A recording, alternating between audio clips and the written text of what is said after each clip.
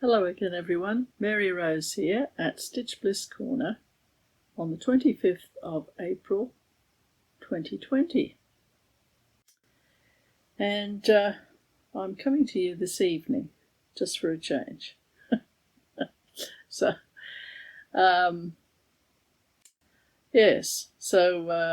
I'd just like to, I was thinking about all of you today, and I thought, well, I think I'll do a video tonight. I'd like to thank everybody who put comments in from my last video where I showed my wedding photos with Harlequin, and we were both really deeply touched by the comments that you made. It just touched us. Thank you very much for doing that. And I was thinking too about the situation we all find ourselves in. And I was out in the garden, and look what I found here. It doesn't know anything about a virus. Isn't it just so perfect?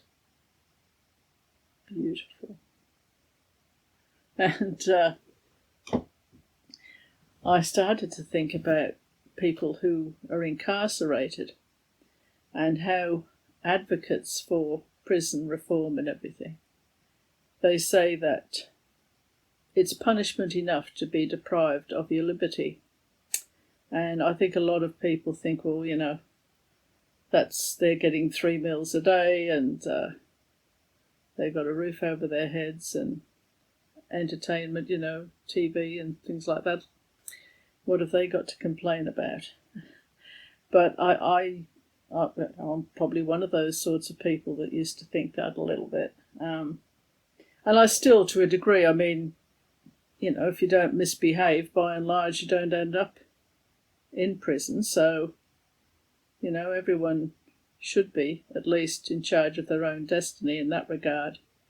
But it was interesting because it made me think of this book here by Bruce Reynolds. And he was one of the great train robbers. I don't know if my viewers in America would know much about it. Probably not now anyway. I mean, if you were alive at the time, you might have, because it made world headlines. And it was in 1963, and it was the robbery of a £2.6 million from a Royal Mail train heading from Glasgow to London on the West Coast Main Line in the early hours of August 8th, 1963.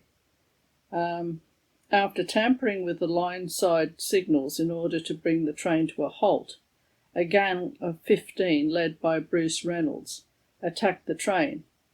Other gang members included Gordon Goody, Buster Edwards, Charlie Wilson, and so on. With careful planning based on inside information, the robbers escaped with over £2.6 million, and that's the equivalent today of £54.8 million. The bulk of the stolen money was never recovered. And I think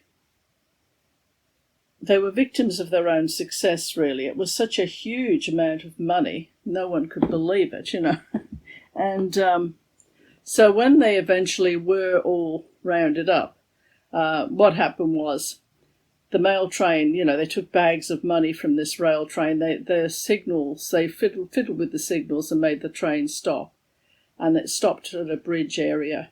And then hand over hand, they handed all the sacks of money down the side of the hill from the train, loaded it up onto, into vans and everything, and took it to a farm called Leatherslade Farm. And they all counted the money out and doled it all, measured it all out between each other, shared it all. and a couple of the robbers were supposed to clean the place. They were supposed to wear gloves all the time and everything. And they were going to lay low for quite some time, but then they heard that the police were searching in the area, so they took off. And the two that were left behind to clean, apparently they didn't do a good enough job, and fingerprints were found. So they were rounded up fairly quickly afterwards. And the judge decided to make an example of them, the whole prison, the whole justice system, because usually if you're a thief, you might get 15 years maximum. And they were all given 30-year sentences.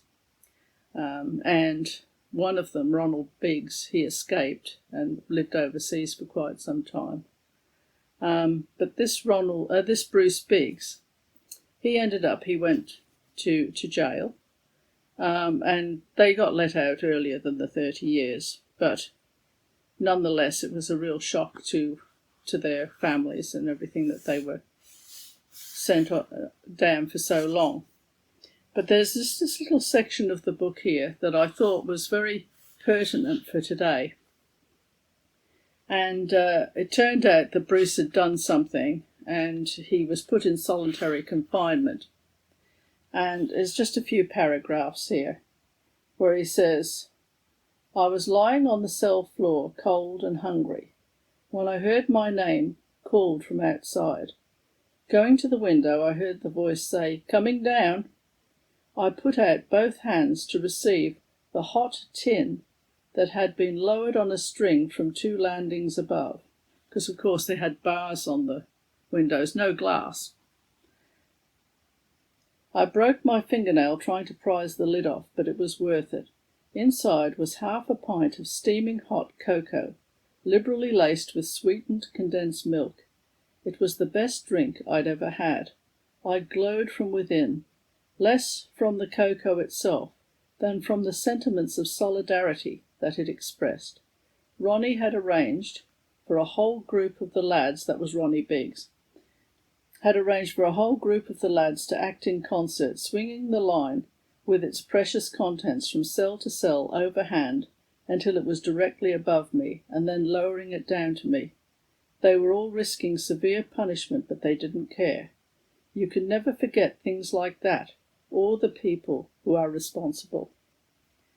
And I think everyone seems to be reassessing their priorities in life at the moment and what's important. And I just don't know really why I thought of this book, which I'd read quite a long time ago. But it just struck a chord with me that I thought I'd share with you. And now on to the stitching.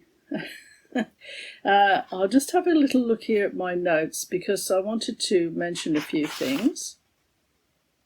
And one of the things is the imagination is very good. If you shut your eyes and imagine yourself in a forest and the smell of it and the atmosphere around you and the leaves gently falling, you are there. So you can really imagine yourself anywhere, even if you're in an apartment or in a room that you feel like you can't go anywhere or do anything. Just use your imagination. It's a bit like A.A. Milne, I think, in one of the Christopher Robin books. It said something like, Christopher Robin stayed in his room all day and went to Africa. That's just where your mind can take you. Now then, what am I going to do here? I've got bits and bobs as usual. I think I'll just show you some of this, for people who have watched me before, they will have seen this before. And this is when I was preparing for Dragons of Sumatra, which I'll get Harlequin to actually put a picture of that in here.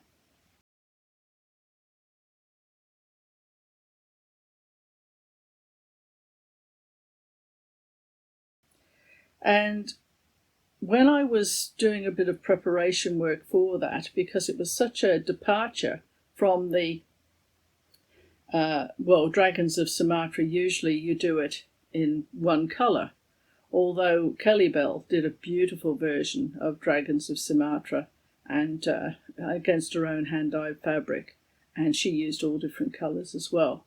But when I was preparing to do that piece, I did a little bit of experimental stitching. And that was one part of it. And then I did some, well, you would call it black work normally. But the eye has to travel, doesn't it?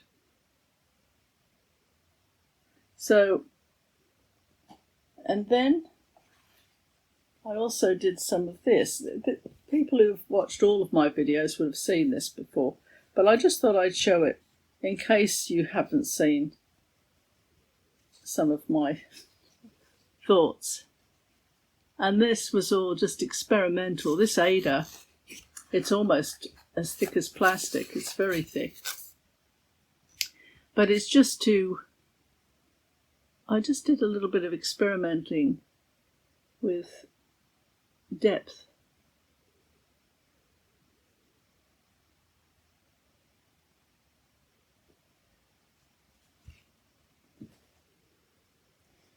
Now, I have been beavering away across the divide, but I did take a little bit of time out to do one piece. And it's one of those you have to stitch it type of situations. You know, when you see a verse and you think, I must stitch that. And I'll just read you, it's only a little tiny, it's called, my auntie gave me this, a little bit of God in every day. And it says, and it's particularly pertinent for these times. Faith is peace in the midst of a storm, determination in the midst of adversity, and safety in the midst of trouble. For nothing can touch a soul protected by faith. And that's Barbara Cage. And so anyway, I thought I had a really good cross-stitch design in mind for this, out of this book here, Celtic Cross Stitch by Gail Lawther. And I don't think there's an actual stitched piece that she's shown, because she's got a lot of designs in the back. And I think, I took this from the back. However, you'll be able to see because it's obvious.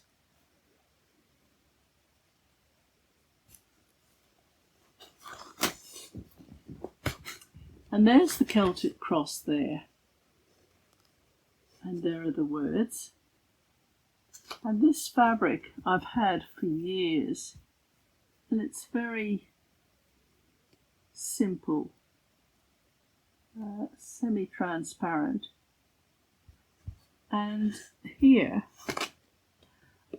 I put the crosses in and made the shape of the cross. And I don't know if you can see or not, but this I used, not this one, but a pencil, or two pencils, two different colours, because I wanted this to be in colour, but I didn't want to stitch it. I wanted it to be delicate, and that's what I ended up with. And this is 115, variegated DMC. And I was watching Jani Stitches, marvellous stitcher, and she's using that colour for a sampler that she's doing as well, so it's just a little bit of coincidence there. So anyway, that's what I did, because I just wanted to stitch those words. So that's that one. So I've showed you that. And the words I got out of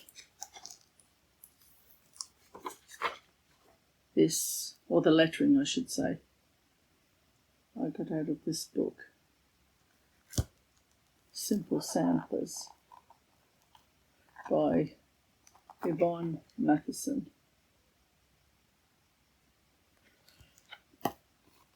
Just very simple. So I'm just fighting with things as usual. Right, so what else have we got here?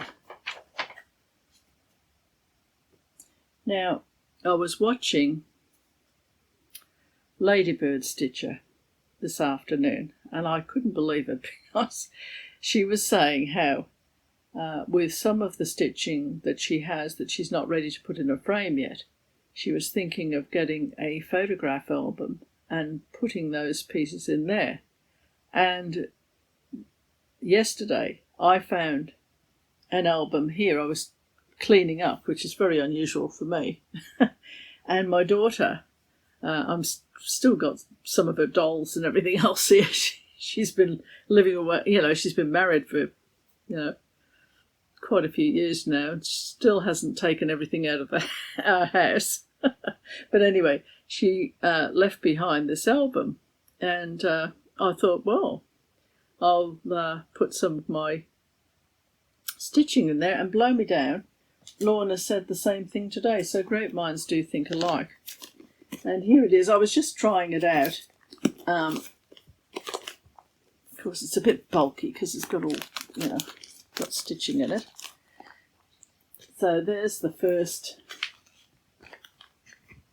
page. That's all right. Just hang on to move that out of the way, or else it'll go flying. That's Worcester Cathedral. That's one of the first stitchings that I did. And it's got a sleeve in it, and you can just put things in there. And then there was that one that I recently showed you. I put that in there. This is from the Battle of Hastings.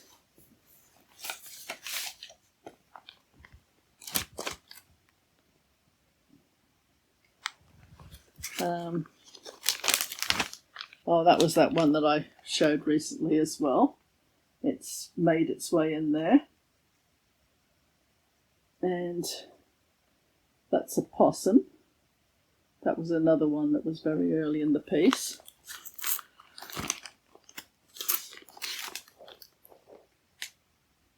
Another one there. And that one. Typical Australian country store.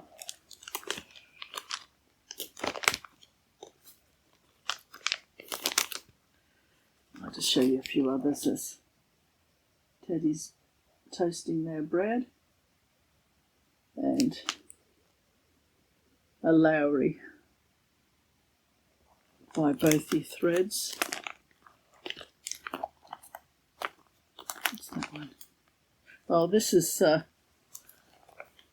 some parrots, and they really are that colour. It's amazing how bright they are. And you hear them sometimes. I go out and try and get them on the iPad so that I can do a little video and show you. But they're very skittish, and as soon as they see anything different or a bit of movement, they take off, so it's very difficult to get pictures of them unless they're in a cage or something, which you'd rather not have birds in a cage. I've never liked birds in cages. I suppose, people say, well, if you don't put them in cages, some of the smaller ones, then the birds of prey take them anyway. So I suppose there's a bit of truth in that. I think they let them out to fly around the house and things like that. So it's all about cages tonight. Being cooped up. Oh dear. Anyway, so I will now go to the Mystic Stitch that I'm stitching for Harlequin and I, so that whichever one of us goes first, the other one has got the memory there. And this is from the wedding photos that I showed you last week. But I just thought I'd show you that just to remind you that that's what it was inspired by. And someone rather sensibly, really, suggested that I should actually get the photograph, put onto a computer program and stitch that, which is a great idea. The only problem being, though, that although we have 3 children, we don't have any grandchildren, and I don't really think we will be in that position. So I really can't see, even if one of the kids, one of them would hang on to it. But then, naturally enough, your mind thinks about what happens when they go. And it'll either end up in an op shop somewhere at the tip. And I thought, well, I really can't imagine us staring down. Not that we're looking at anyone, but, I can't see us being on somebody else's wall. So I thought this is a much better way to go. And with that, I shall send you off to have a look at the stages of Across the Divide.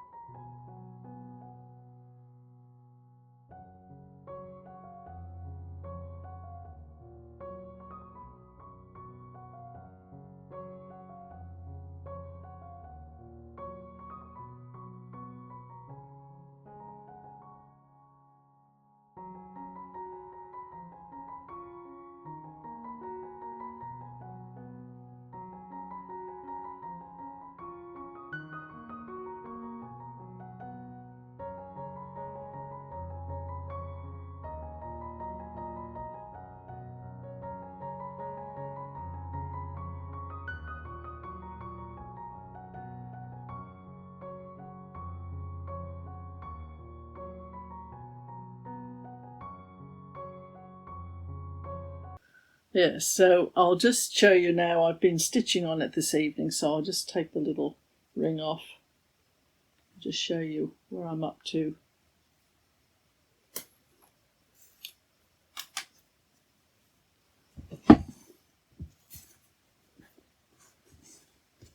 Other people seem to have loads of room when they show things off, and I seem to be, it's almost as though I'm in a telephone box or something. Anyway.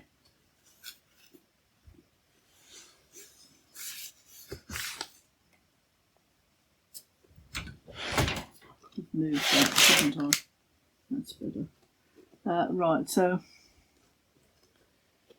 got threads everywhere. So that's where we are at the moment.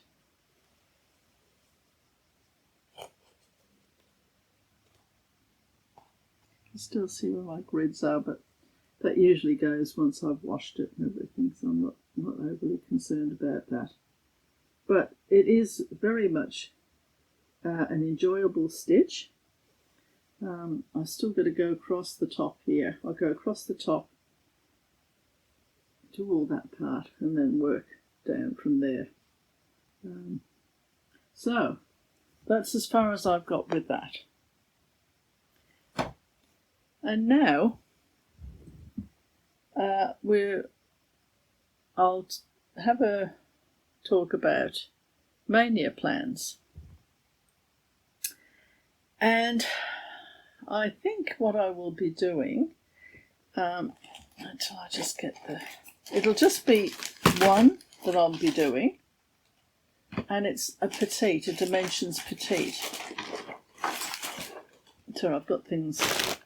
I did actually have everything nice and straight today, but as the day's gone on, things seem to have piled up a bit. It's just the way I roll, I suppose. So this is the one that I am thinking of doing for Mania, because I thought it would be a good challenge to see if I could get the whole thing done in the month of Mania.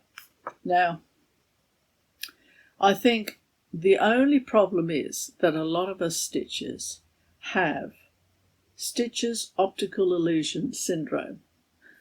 And by that I mean, you look at something and you think, well, that shouldn't take too long. I mean, even when you're stitching it, you're thinking, oh yes, another week. And another week goes by and you think, how is it that that's not where I thought I was going to be in a week? You know, it's just one of those things that you tend to think things are a lot quicker than they really are. And I was also thinking about stitching in general. And for me, stitching has to be first that I really, really want to stitch whatever I'm stitching on. Because if I don't have 100% that I want to stitch something, then I won't be doing it. Even if I've started it, if I haven't still got that feeling, it has to go away, because it might strike me as wanting to do it in a couple of months, for all I know. But I think it's so important for your pleasure in stitching and for the comfort that it gives you, to be stitching on something you want to stitch. And I don't know, I think some people, every stitch has to be perfect. Why is that? You know, why is that I can sort of, maybe if that's what gives you peace and harmony and a good feeling within yourself, that every stitch has to be perfect, I can, fair enough. But I think it takes away sometimes from something.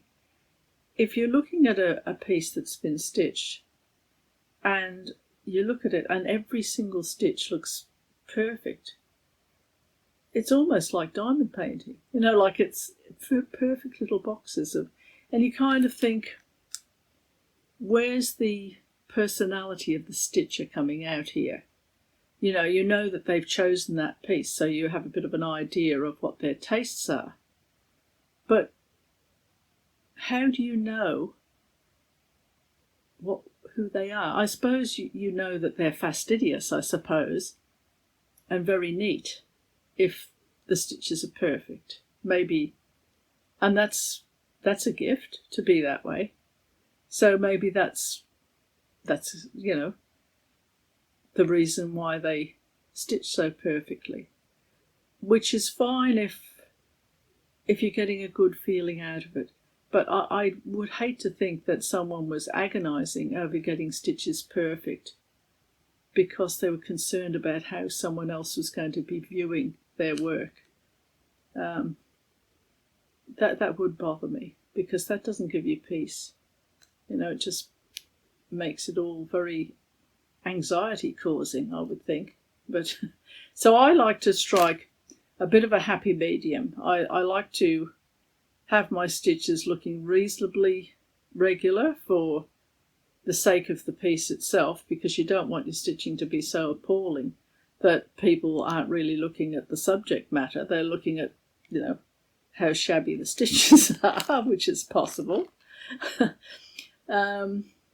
So I like, but I do like to, get a bit of a kick on with it. I don't like to spend, half an hour on something that I could do in 10 minutes. So, I suppose there is a balance between the two, which is what I try to get to if possible. Anyway, Mania plans here. So that was my petite there. And I have food dyed this piece of Aida that looks very, very blue, and it very is blue. But I thought, see, the original fabric that came with this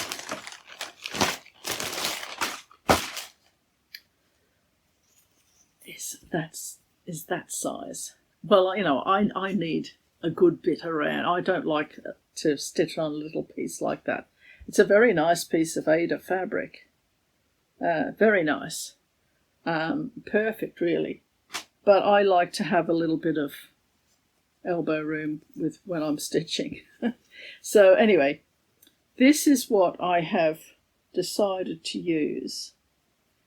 And it's going to be, I don't know which bit of it I'm going to use. I won't use that bottom bit. It seemed to get a bit crazy down there.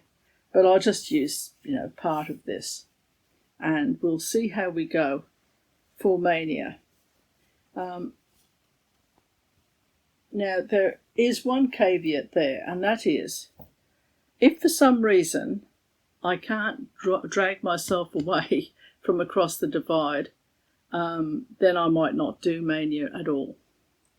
But if on May the 1st I wake up and decide, yes, I'm going to do it, I shall just do my stitching for that day, do the whole week, and then just do a little,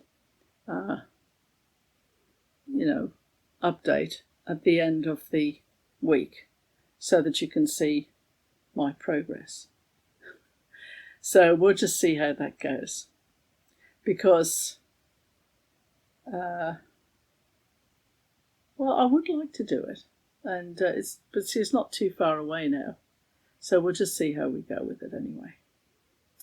So anyway, that was really all I was going to do this evening, just give you a little update on what's happening around this neck of the woods.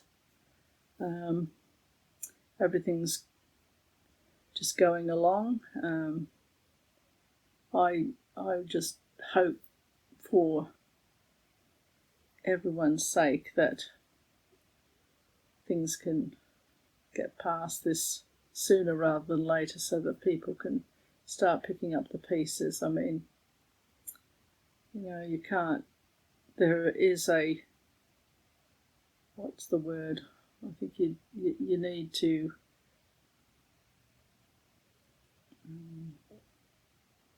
strike a balance, really, between what could happen and what could happen if people don't get back to work and get back to their way of life again, you know. But we just have to see, you know, that's all we can do. I mean, the governments are doing the best they can under these circumstances. I think a lot of research money will be going into virus control in the future. I think some of the money that's been used in other areas could well be used in the virology area, put it that way. Anyway, enough of me carrying on, pontificating here. From my seat, from my chair, my chair of wisdom. Anyway, thanks for spending some time with me. And all the best until I see you next time. From Mary Rose. Goodbye for now.